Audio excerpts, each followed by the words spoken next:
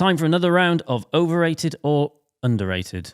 Francis is going to read a list of things and I'm going to tell you if I think they're overrated or underrated. I thought you were going to... That was going to throw me off big time. You'd have talked about them and I had to react. Mind blown. Okay. Yeah. Suggested by Jake. Which Jake is this? Internal cable hose routing. Overrated.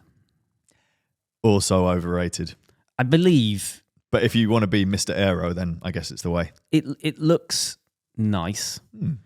I imagine it exists because of the whole aero evolution.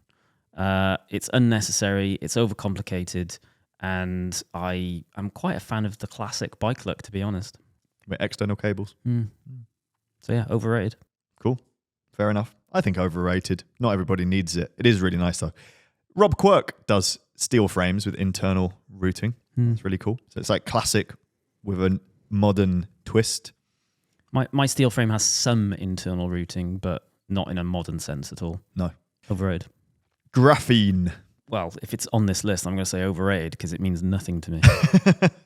It's a material similar in a similar area to carbon fiber. Is it? I think it's a compound in its own right, which is it's just, it can be very thin, incredibly strong, incredibly light.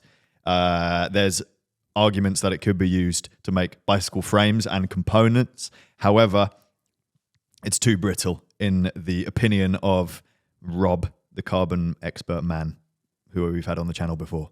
So overrated. Yeah, until we know more. I have absolutely no care about it whatsoever. That's all the information I know about graphene in one go. Don't they put it in clothing? Have I made that up? For what?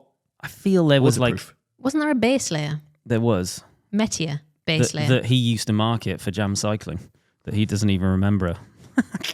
I think a million years ago. I think they used to weave it into fabrics because of some stupid reason. Overrated. Suggested by Connor, Oakley sunglasses. Interesting. So I would say a couple of years ago, they were probably overrated.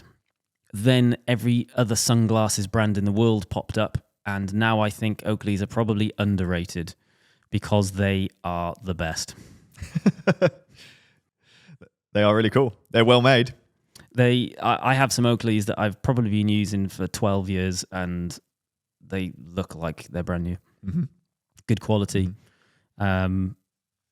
Well designed. Everyone wants to be. All of the sunglasses brands want to be Oakley, and they're not. They are iconic, well made, expensive, but they're not any more expensive than the other brands around now. No, yep. Therefore, underrated. Yep. Suggested by Mark, hub gears, underrated. There's a paragraph from him here for this. Oh, he says, I think they're underrated. I have a Shimano Alpine 8-speed hub on my commuting bike, and I think they're great. Really reliable, less wear and tear, can shift at a standstill, and not much that can go wrong with them. The obvious drawback is that they're heavy as f*** compared to derailleur. To a derailleur. But the weight doesn't matter, so who cares? So why does this differ from a classified hub? Classified hub is the only hub which you can fit a cassette to as well, in my knowledge. And you can shift under load. So these, if you've ridden one, then you wouldn't be racing on it. You wouldn't even be doing like a smash up ride on it because when you change gear, there's like a clunk and a delay, and it's not crisp like a derailleur shifter. But it is all hidden away.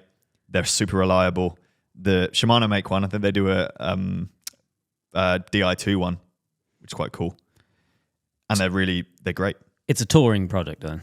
Yeah, well, commuting, touring, bike packing, normal riding. Like, just if I was to do a ride, we ride together and we don't attack each other all the time. If that was your type of riding you wanted to do, you could do it. If you wanted to do a chain gang with backyard bootleggers, then you'd probably be at a disadvantage and it would be annoying. I think I want a hub gear. Do they typically run them with a chain or is it with a belt drive? Either. I really want a belt drive. I want a belt drive, even if there's not any reason to, but I want one, yeah.